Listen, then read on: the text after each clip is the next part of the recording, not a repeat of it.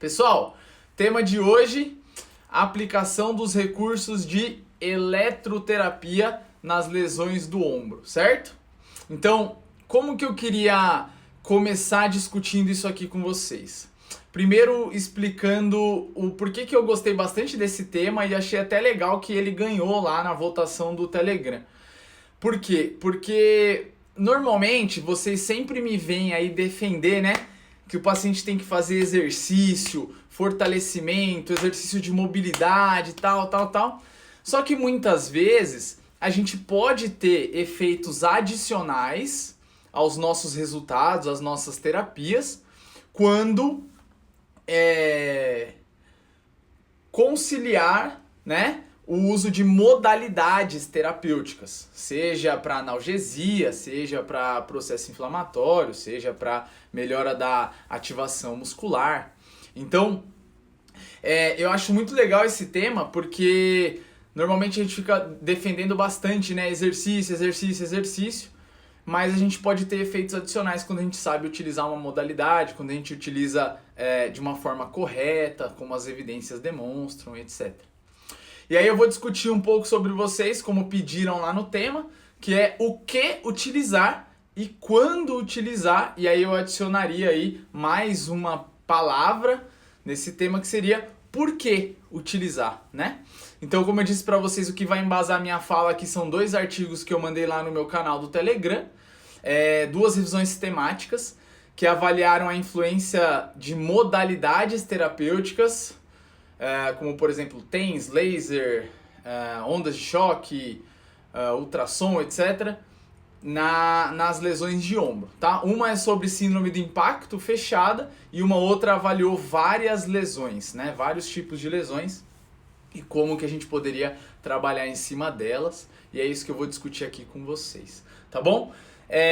Eu vou começar com uma modalidade terapêutica que é o laser. E aí, se vocês pegarem esses 2 trabalhos que eu mandei lá, vocês vão encontrar que o laser, ele é, de todas as modalidades que eu vou citar aqui, a que tem maior, que é mais promissora, que tem maior capacidade aí de adicionar efeito sobre as nossas terapias, tá bom?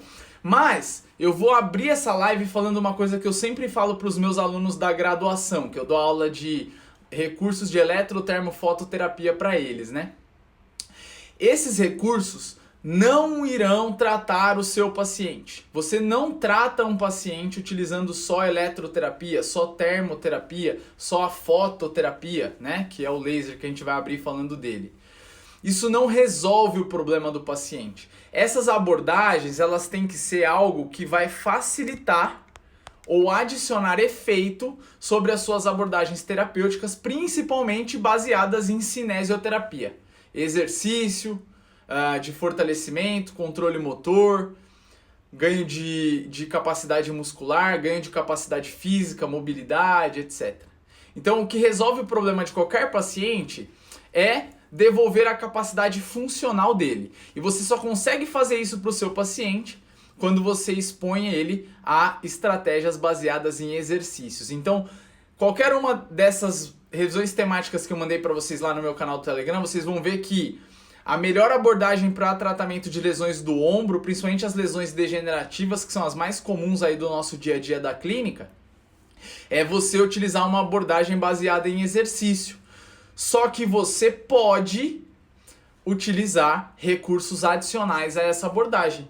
E aí eu vou discutir com vocês quais seriam esses recursos baseados aí no nosso tema de hoje, que é a eletrotermofototerapia. E quando que eu utilizo no meu dia a dia da clínica com os meus pacientes, baseado nesses 2 trabalhos que eu mostrei para vocês. Fechado? Uma coisa importante, pergunta, ó, manda na caixinha aqui de baixo que eu respondo depois, beleza? E é muito legal se vocês quiserem colocar alguns casos clínicos aí, para a gente tentar gerar um raciocínio clínico em cima do uso dessas abordagens. Então, você vai olhar na revisão sistemática lá, que o laser é uma abordagem que você pode associar ao uso de exercício. Beleza, mas em que caso que eu vou utilizar o laser, né? Que seria o quando? Ou por que eu vou utilizar o laser? Qual a característica que o meu paciente vai apresentar que eu vou começar a utilizar o laser com ele. Então é isso que eu acho que é legal para que fique claro para vocês dentro da live de hoje. Fechado? Então é o seguinte, de todas as abordagens que a gente vai discutir aqui, o laser é a que tem maior, é mais promissora aí na literatura, sendo que ele tem maior efeito quando associado ao uso de exercícios para síndrome do impacto do ombro, normalmente relacionado à lesão do manguito rotador, né? As tendinopatias de manguito, as rupturas parciais, totais de manguito, com o intuito de melhorar a percepção de dor do paciente. O laser não é um recurso primariamente analgésico, né? Mas ele é um recurso que pode atuar aí na modulação da dor de forma secundária através do controle inflamatório, né? E em alguns casos nós podemos utilizar o laser com o intuito de melhora da cicatrização, tá? Então, ó, em pós-operatórios eu gosto de utilizar o laser na ferida cirúrgica. E aí o laser mais superficial, o laser vermelho, que tem maior capacidade de absorção sobre a pele, pelo fato de ser superficial e ter uma interação grande com a hemoglobina, com o tecido vermelho. Então, funciona muito bem em lesões de pele. Então, em pós-operatório, eu gosto de usar o laser bem na ferida cirúrgica mesmo. E em pacientes que tenham a síndrome do impacto do ombro, não são todos que eu utilizo essa abordagem. Eu utilizo o laser em pacientes que apresentam um sintoma de dor exacerbado e eu percebo que isso possa ter relação ali com uma dor mais aguda, um processo, sinais flogísticos exacerbados ali na região. Então, após procedimentos cirúrgicos, eu posso utilizar também o laser infravermelho para tentar modular um pouco esse processo inflamatório, não com o intuito de cicatrização mas de ação sobre a articulação mesmo. Em alguns casos de degeneração da articulação acromioclavicular, eu gosto de aplicar ele bem na relação entre a clavícula e o acrômio ali na articulação acromioclavicular, sendo que alguns pacientes referem bastante incômodo ali. Além disso, nas tendinopatias do bíceps braquial, cabeça longa, eu gosto de utilizar bastante. E é muito comum essa queixa de dor anterior do ombro aqui ter relação com essas tendinopatias aí da cabeça longa do bíceps. Fechado? Então, o laser é um recurso muito interessante, mas é muito importante que vocês estudem sobre como realizar a dosimetria do laser, certo? E aí, para cada foco que você tiver, a gente teria que fazer uma live só sobre isso, né? Eu teria que falar só sobre como ajustar a dosimetria. Então vai depender da lesão que você está tratando, dos sinais que você quer modular, mas existem trabalhos hoje que já demonstram a dosimetria ideal para determinados objetivos que você tenha na terapia. Assim como escolher o tipo de laser, se vai ser o laser vermelho ou laser infravermelho. Normalmente laser infravermelho para tendões e para tecidos mais profundos, laser vermelho para tecidos mais superficiais, como por exemplo a pele. Fechado? E uma coisa muito importante, o laser precisa ser um laser de qualidade e que oferte a energia que ele promete ofertar no seu paciente, você tenha certeza que aquela energia está chegando ao seu paciente. E além disso, que ele esteja calibrado, né? Esses aparelhos, eles são como carros. Você precisa fazer a manutenção ali de forma recorrente para que você tenha ele funcionando bem, entregando aquilo que ele promete para você. Fechado? Laser é um ótimo recurso a ser associado no tratamento das lesões do ombro. Mas em casos de tendinopatias, eu gosto de associar ao uso de exercício, tá bom? E aí o que vai resolver o problema do paciente? Exercício. O laser vai ser só uma terapia aí adicional e que alguns trabalhos, como essas revisões temáticas que eu deixei para vocês lá no meu canal do Telegram, demonstram que você tem aí um aumento no efeito, ou seja, um efeito adicional na sua intervenção ali, quando você utiliza no seu paciente, associado ao uso de exercícios. Fechado? Um outro recurso que tem nesses trabalhos que eu deixei lá para vocês é a ondas de choque. Então, nesses trabalhos que eu deixei para vocês lá, e inclusive eu tenho observado bastante isso na minha prática, com alguns ortopedistas que eu trabalho e que realizam a aplicação das ondas de choque, assim como alguns fisioterapeutas que eu conheço que também utilizam essa aplicação. A ondas de choque, ela tem um efeito interessante nas tendinopatias, mas não é em qualquer tendinopatia, nas tendinopatias calcárias. Esses trabalhos, inclusive, demonstram isso, que nas tendinopatias calcificantes, que são as tendinopatias um pouco mais avançadas, onde você tem tanta rigidez ali no tendão que acaba tendo depósito de cálcio no tendão, as ondas de choque são interessantes, utilizar ondas de choque, mas as evidências demonstram que mesmo nesses casos, ela só é efetiva quando associado a exercício. Então o exercício ele potencializa os efeitos das ondas de choque.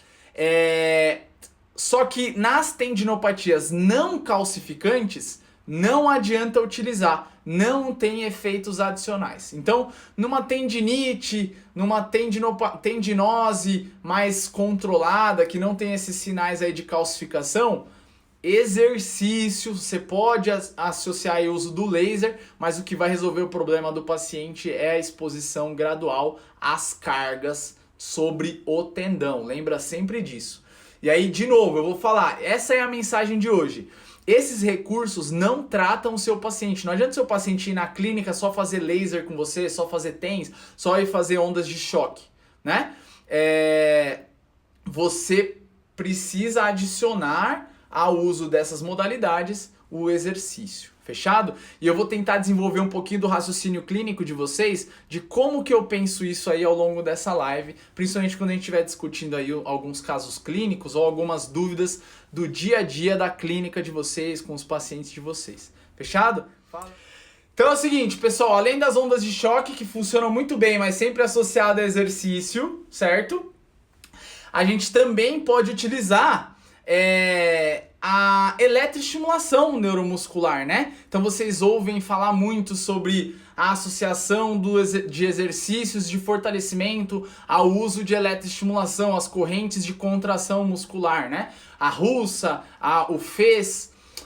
Os trabalhos que eu demonstrei para vocês aí, que eu deixei no meu canal do Telegram, eles não falam sobre a associação da eletroestimulação a exercícios para as lesões de ombro.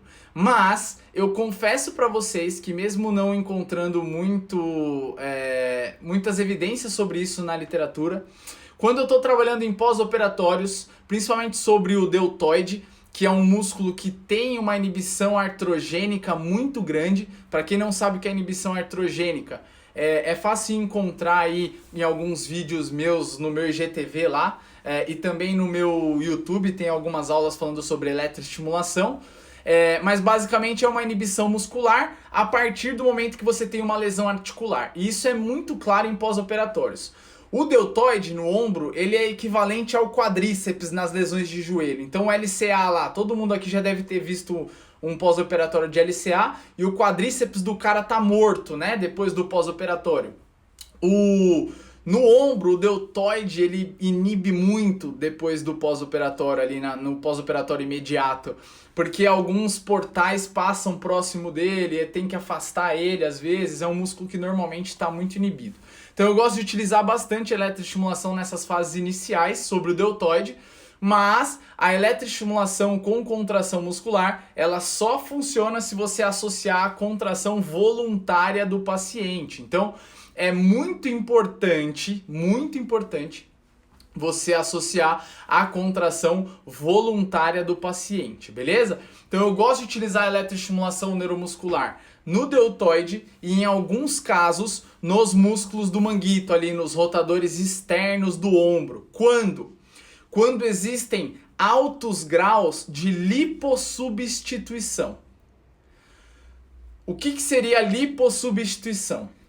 Pacientes que têm lesões crônicas no ombro, principalmente as lesões do manguito crônicas, e já tem sinais de degeneração no ombro, normalmente pacientes de meia idade para cima, um pouquinho mais velhos, pelo fato de ter uma inatividade muscular muito grande, o ventre muscular desses pacientes, principalmente desses músculos mais estabilizadores, no caso do ombro, o músculo do manguito, isso é bem claro, ele começa a sofrer a substituição de fibras musculares por gordura.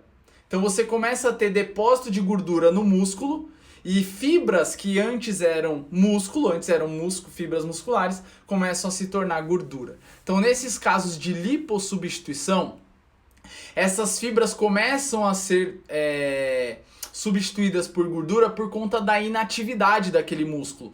O seu corpo entende que se você não está usando aquele músculo, você não precisa dele. Então eu não preciso gastar energia com aquela região se você não está precisando dela.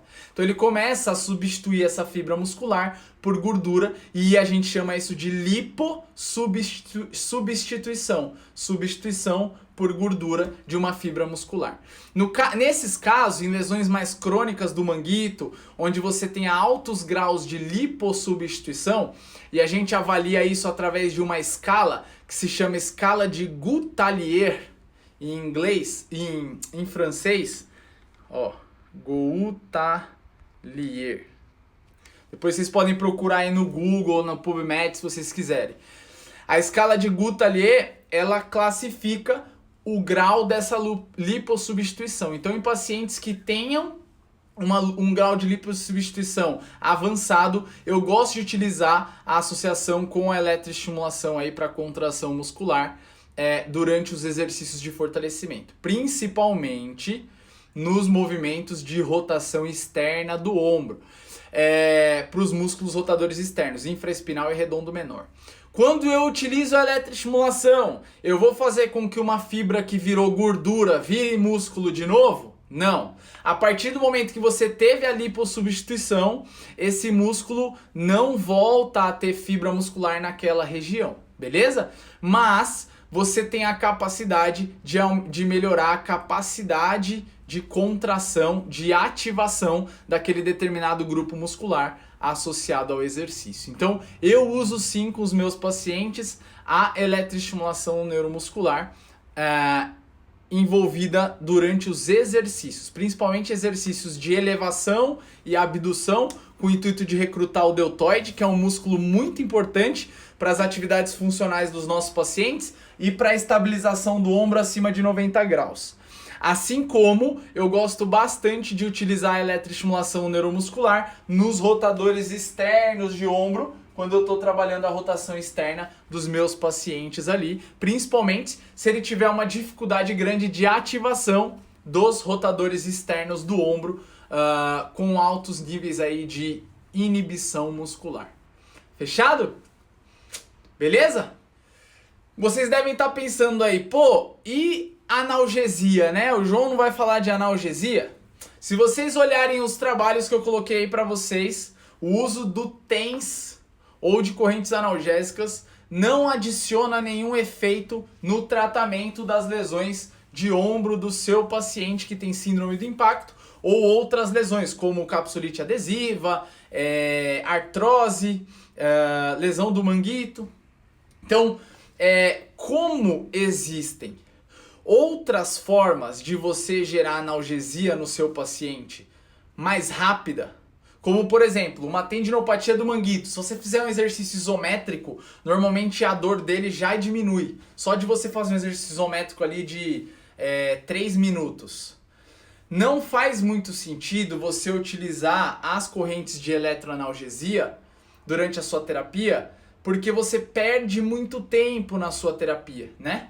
Então você vai ter que perder ali no mínimo 30 minutos durante essas abordagens. Então, dificilmente eu utilizo essas estratégias de eletroanalgesia com o meu paciente. Quando que eu utilizaria com o meu paciente? Num pós-operatório, que ele está com uma dor muito aguda, eu acho válido utilizar.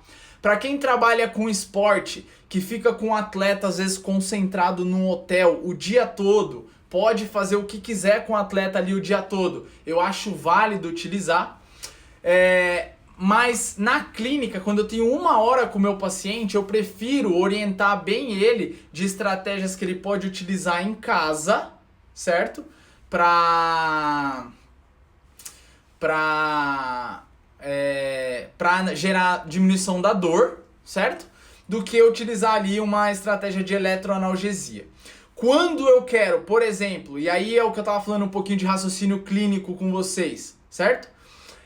Quando eu quero gerar analgesia no meu paciente para facilitar uma estratégia de cinesioterapia, eu gosto de utilizar bastante também na minha prática, e isso também não tem lá nas revisões temáticas que eu mandei para vocês. Isso é uma coisa que eu gosto e eu vejo que me ajuda durante as minhas abordagens, tá bom? Não é nada muito científico, tem poucas evidências com o uso da terapia combinada nas bases de dados, certo? Mas eu gosto de utilizar a terapia combinada para tensões musculares.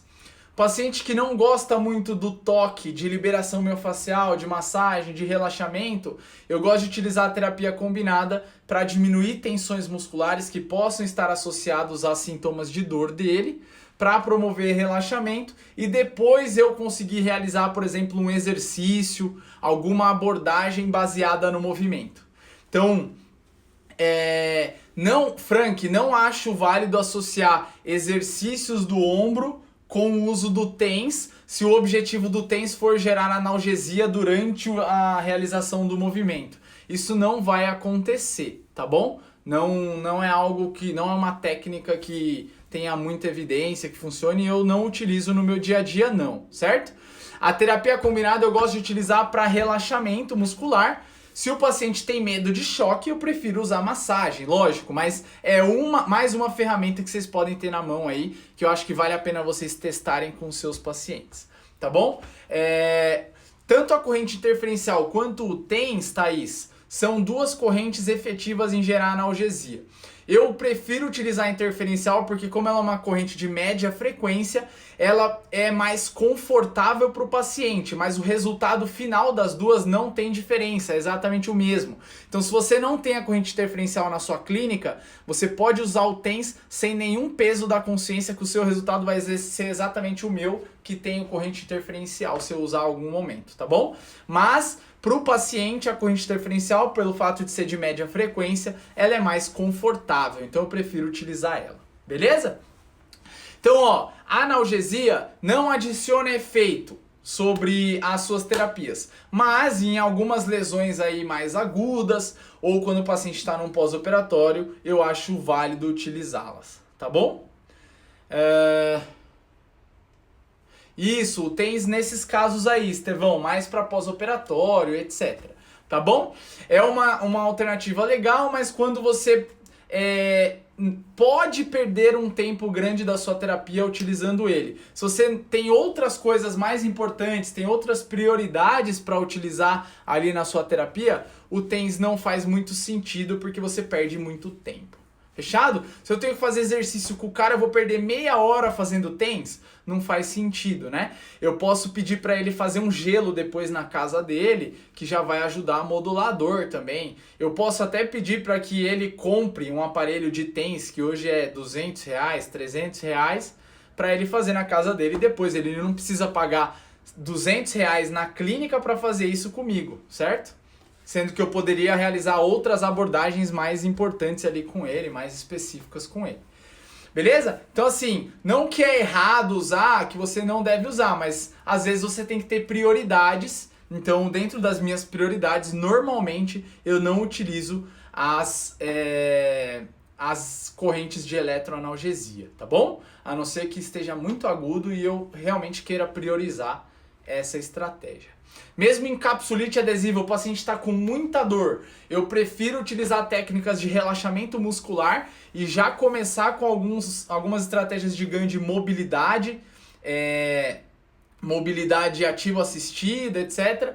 E orientar estratégias que ele possa manter em casa para modular a dor, do que eu ficar ali na clínica utilizando um recurso que module a dor dele, sendo que eu poderia estar realizando estratégias que gerariam muito mais efeito sobre ele. Fechado?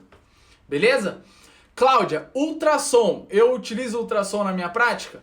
Não, só quando associado ao uso de uma corrente elétrica, que é o que a gente chama de terapia combinada, para gerar relaxamento muscular em alguns casos. O ultrassom isolado não existe nenhuma evidência de que ele ajude nas lesões do ombro, seja em tendinopatias, síndrome do impacto, capsulite adesiva.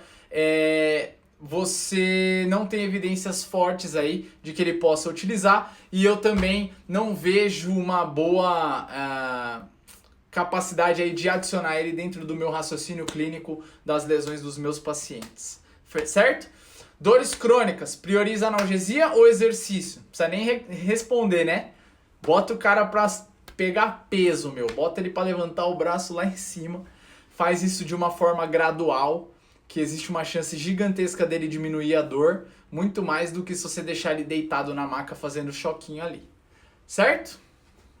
Muito bom. Vamos ver aqui as perguntas de vocês. Vamos ver aqui uma outra pergunta, da Maite.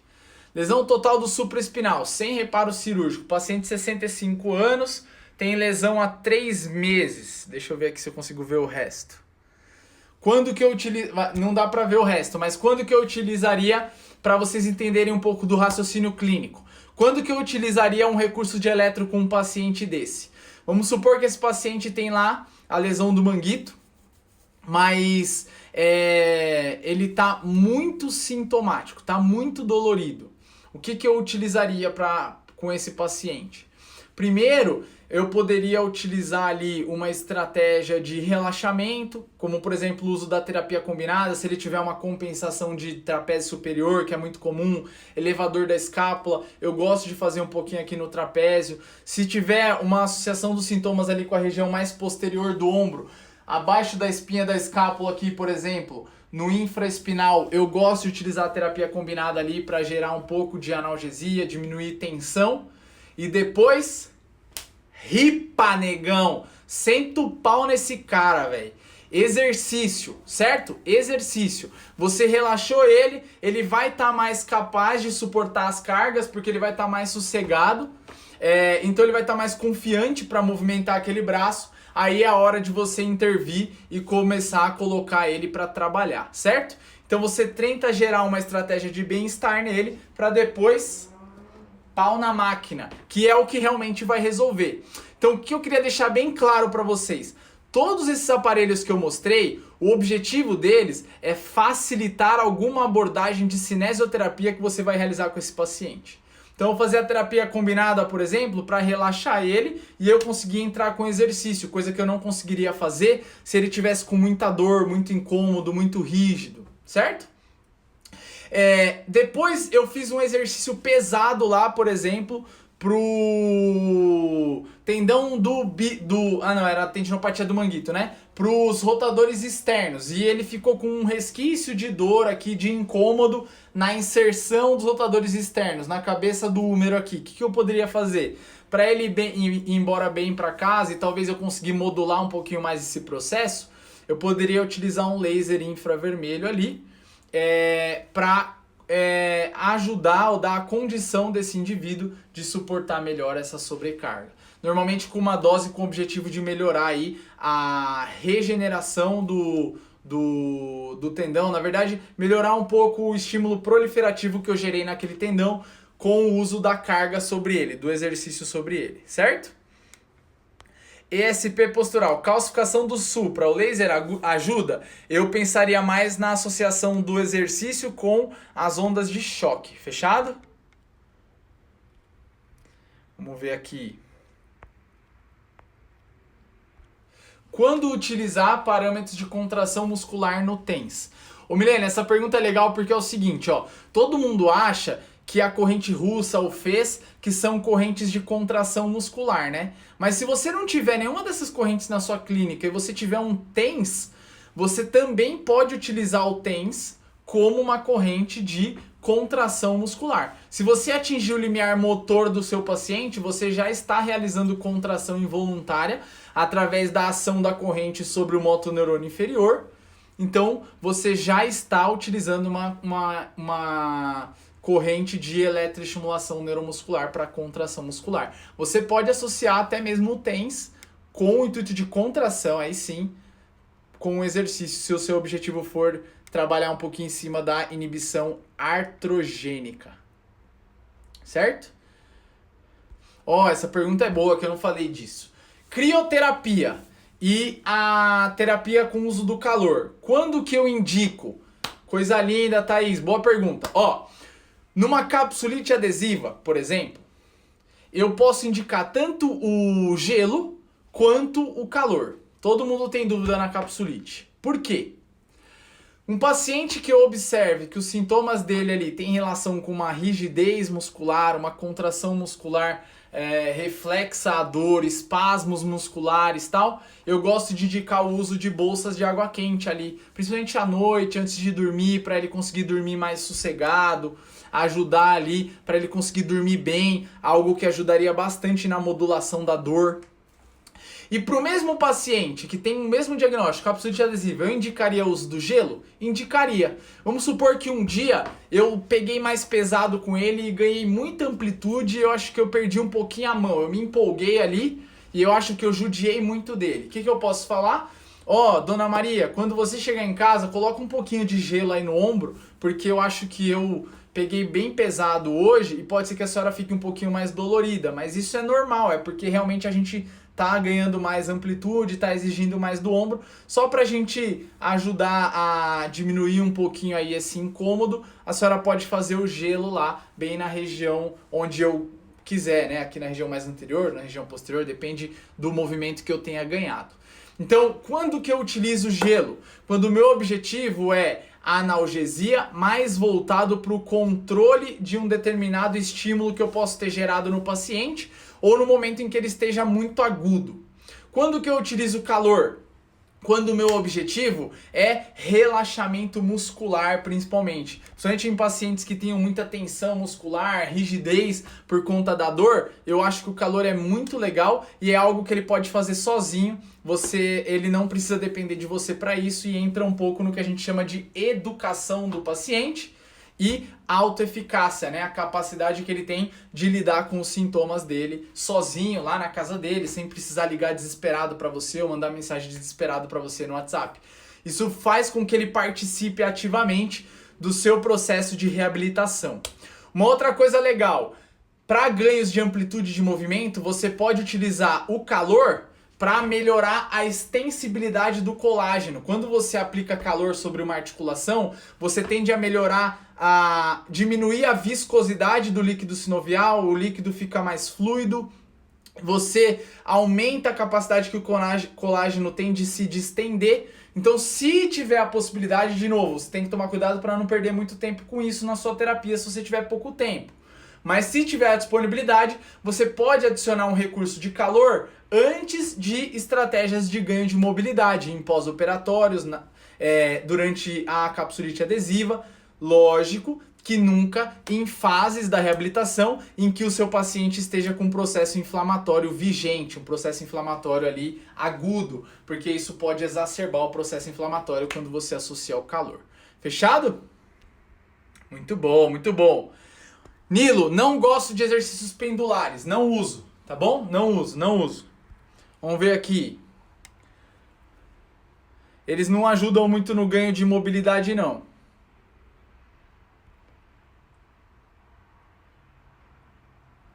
Pergunta da Daniela aqui, ó. Se o paciente chega na clínica com muita dor, o que você utilizaria de princípio? Então, a primeira coisa para você definir o que você vai utilizar, Dani, é tentar correlacionar de onde possa estar vindo essa dor. Então, vamos supor que é uma dor mais tensional. Estratégias voltadas para relaxamento muscular são interessantes. Terapia combinada, uso de massagem, terapia manual, mobilidade e tal, que vão deixar o paciente mais relaxado. Assim como o uso de exercícios também. Às vezes a exposição a exercício em níveis pequenos também pode ajudar na modulação da dor, tá bom? Agora vamos supor que ele está com sintomas de dor, por exemplo, na capsulite adesiva, voltados para a região ali intraarticular. Certo? Sintomas de dor bem da articulação mesmo, um processo inflamatório, etc. O que eu utilizaria?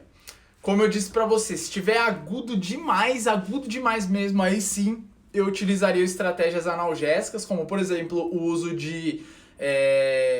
da eletroanalgesia assim como a indicação aí do uso de gelo, principalmente na casa dele, tá bom? E se eu achar que tem a possibilidade de eu conseguir fazer isso, realizar exercícios em articulações adjacentes. Então eu posso, por exemplo, trabalhar um exercício de fortalecimento da escápula, mesmo sem exigir tanto do ombro, que talvez esteja muito dolorido. Eu posso colocar até esse paciente para fazer exercícios de cotovelo, punho e mão, onde eu já estou exigindo daquele membro dele que é dolorido, e isso muitas vezes até ajuda também na modulação da dor, certo? Então sempre associar o uso aí das modalidades com as estratégias baseadas no movimento, baseados na cinesioterapia. Vamos ver a pergunta da Monique. Monique faz pergunta boa. Tem alguma indicação de aparelho para atendimento domiciliar? Monique, como normalmente você vai trabalhar com... precisa levar aí para uma casa e para outra, eu indicaria que você comprasse um gerador de pulso, se você gosta de utilizar a eletroterapia. Porque aí você vai ter todas as correntes em um aparelho só. Fechado? Vamos ver aqui. Paciente com queixa dolorosa, especificamente em serrátil, qual seria o recurso mais interessante? Aí, Jane, eu gosto de utilizar mais os recursos de terapia manual mesmo. Não gosto de utilizar muito os recursos de eletroterapia, tá bom? Porque não é muito legal você aplicar, por exemplo, terapia combinada, que eu gosto de fazer no trapézio, nos músculos periescapulares, em regiões em que você tenha muita proeminência óssea, como por exemplo as costelas aqui no serrátil, porque o ultrassom ele fica muito desconfortável nessas regiões, tá? Com esse período de lesão, ainda existe contraindicação de exercícios? Você indica polia? Eu não sei em que período que você está falando, Mai. Eu acho que eu devia estar falando de algum caso específico e talvez da capsulite adesiva. Eu gosto de exercícios de polia para você fazer os exercícios ativos assistidos, assim como os exercícios de bastão. Inclusive no meu canal do Telegram e no meu grupo de discussões de casos clínicos no Telegram, eu coloquei alguns exercícios que eu mais utilizo com os meus pacientes com esse diagnóstico, como evoluir, como progredir de uma fase para outra. A gente tem discutido bastante isso lá. Você pode encontrar um pouco sobre isso lá no meu canal do Telegram. Eu ia falar da magneto e esqueci. Existe um trabalho que embasa o uso da magnetoterapia para lesões de ombro, e esse trabalho foi feito na Santa Casa de São Paulo pelo meu amigão, meu parceiro Diego Galassi, o gordinho fera. Foi o trabalho de doutorado dele. Inclusive é citado até hoje nas revisões temáticas e foi citado em uma das revisões temáticas que eu deixei para vocês aí no meu canal do Telegram. A magnetoterapia é uma estratégia que pode ser utilizada para modulação da dor em pacientes que têm um diagnóstico de síndrome do impacto do ombro. O Diego mostrou isso aí nesse trabalho dele, tá bom? Então, ele é um recurso que pode ser utilizado também, mas é um recurso um pouquinho mais caro. Você tem que colocar na balança se você realmente acha que é válido investir nesse recurso ou talvez alcançar o mesmo resultado aí com outros recursos que eu citei aqui, como por exemplo laser, as correntes de eletroterapia e etc, tá bom? Mas a evidência embasa o uso da magneto sim, não com evidências fortes, mas tem um certo embasamento, tá bom? Dor intensa, devo priorizar somente analgesia ou posso associar com exercício? Você deve associar exercício. Você pode associar o uso do exercício, na verdade você deve. Como eu disse, se o paciente tem uma dor muito intensa, lógico que a sua prioridade, porque ele está com um nível de irritabilidade muito alta, a sua prioridade na terapia vai ser mais passiva, né? Você vai ter uma estratégia mais passiva como prioridade, uma estratégia ativa não tão prioritária nesse momento, mas é importante já introduzir o uso de exercícios. E como eu falei, eu não uso nada disso que eu falei para vocês aqui com o objetivo de tratar o paciente, de resolver o problema dele. Não vai resolver, esquece, não vai resolver. O objetivo desses aparelhos, desses recursos, é você facilitar com que seja capaz de expor esse paciente à carga.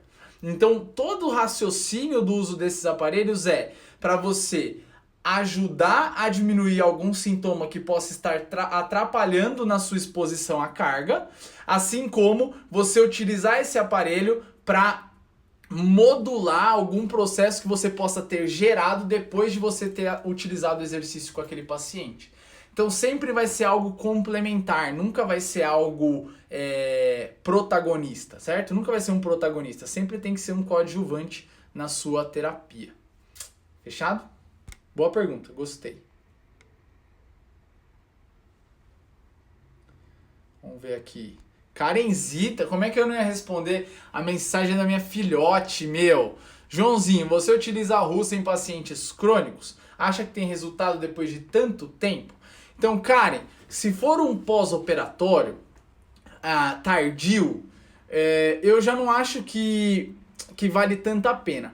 Mas se eu observar que tem principalmente altos níveis ali de lipossubstituição, o que acontece? O paciente que começou a sofrer lipossubstituição quer dizer que ele não consegue usar aquele músculo e possivelmente ele não usa muito esse músculo no seu dia a dia. Então faz muito tempo que ele não recruta aquela fibra muscular com efetividade, com uma exigência grande. Se eu não tiver um aparelho de eletroterapia, eu vou expor ele ao exercício do mesmo jeito? Vou. Mas eu não acho que não seja válido você colocar ali eletro, porque é algo que talvez adicione um certo efeito no seu exercício, na sua abordagem. Não custa nada, né? Você colocar 2 eletrodos ali e associar o exercício, já que você vai utilizar exercício com esse paciente. E talvez, como alguns trabalhos demonstram, não necessariamente mostrando que melhora o seu resultado, mas demonstram que o paciente gera mais força quando você associa a eletroestimulação aos exercícios de fortalecimento, talvez você consiga ganhos mais expressivos. Então, eu penso assim, se eu observo que tem um nível de inibição grande, o cara não consegue ativar muito tempo em desuso, eu acho válido associar sim a eletroestimulação, tá bom? Acho que não custa nada, é rápido e você pode utilizar tranquilamente. Se o seu paciente tem medo de choque, ele odeia corrente, não usa. Pode ser um pós-operatório, não usa. A expectativa do paciente com relação ao tratamento é importante também e as preferências dele são primordiais na hora que você vai ofertar uma intervenção para ele, tá bom? Everton, boa pergunta, não falei de microcorrentes. João, o que você acha de microcorrentes? Esses trabalhos que eu coloquei lá no meu canal do Telegram, Everton, você pode olhar lá, demonstraram que não adicionou efeito na terapia quando você fala de lesões de ombro. Então, não é um recurso que é efetivo na melhora dos sintomas dos nossos pacientes quando associado ao uso de exercícios. Então, não utilizo, eu não tenho aparelho de microcorrentes na clínica, já utilizei alguns da Chattanooga, já utilizei, mas não utilizo já tive o contato, mas não utilizo na minha prática clínica. Primeiro porque não tem evidência e segundo que eu também não tenho esse aparelho na clínica e nem pretendo adquirir, porque é algo que parece não adicionar mesmo efeitos na sua terapia. Fechado? Zulene, boa pergunta também, né? Que a gente falou de magneto para dor, mas qual o efeito da magnetoterapia para consolidação de fraturas do ombro? Existem alguns achados também, como é um aparelho muito novo, algo que foi estudado faz pouco tempo, alguns achados não com muita força na literatura de que a magneto ajude na consolidação de fratura, não só fratura do úmero, mas fraturas em geral, até mesmo quando você tem aí déficits de consolidação, como por exemplo consolidação viciosa, pseudoartrose. Então é um recurso que você pode adicionar sim a exposição de cargas sobre o osso. Então, cargas compressivas, cargas de tração são importantes na sua terapia nesses casos, desde que seja controlada, você vai melhorar aí a exposição à carga e a capacidade que aquele músculo tem de suportar cargas, e você pode associar o uso da magneto sim, porque existem alguns achados na literatura, beleza? Certo? Kinesiotaping para analgesia funciona? A kinesiotape, assim, simplesmente colada, não funciona. Mas você pode utilizar bandagens, né, tapes, para adicionar efeitos sobre a sua terapia. Então, por exemplo, um taping que eu gosto de utilizar, uma tira aqui sobre o tendão do bíceps. Até mostrei isso na semana da prática do ombro aí para quem participou comigo, onde eu mostrei algumas estratégias práticas de alívio da dor.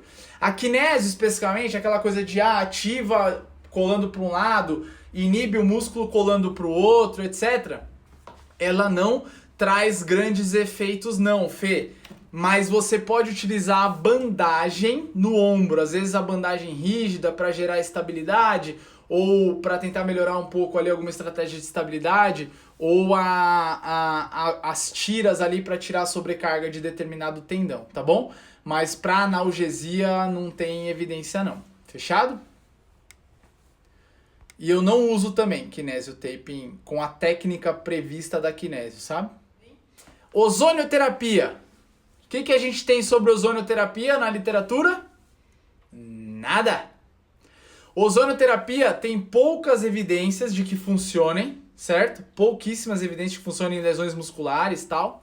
É um procedimento invasivo. Ainda existem várias discussões se o fisioterapeuta pode realizá-lo ou não. Não está liberado ainda para a gente utilizar, tá bom? Apesar de vários colegas utilizarem. O que tem de evidência da ozonioterapia? Só um milagre. Nada, nada, nada. E aí, tem tanta coisa que a gente precisa melhorar nas coisas que o fisioterapeuta sabe fazer de melhor, que é principalmente relacionado à cinesioterapia. E muitas vezes as pessoas não sabem nem entendem direito anatomia, nem biomecânica e começam a querer inventar moda. Aplicar ozonioterapia, daqui a pouco tá tirando sangue do paciente, enfiando no meio do tendão lá, fica querendo aprender um monte de curso de terapia manual e tal. E o básico da fisioterapia, certo? Que é anatomia, biomecânica e cinesiologia, o fisioterapeuta não sabe. Então vou deixar uma provocação aqui para vocês. Você sabe o tanto que eu bato nessa tecla?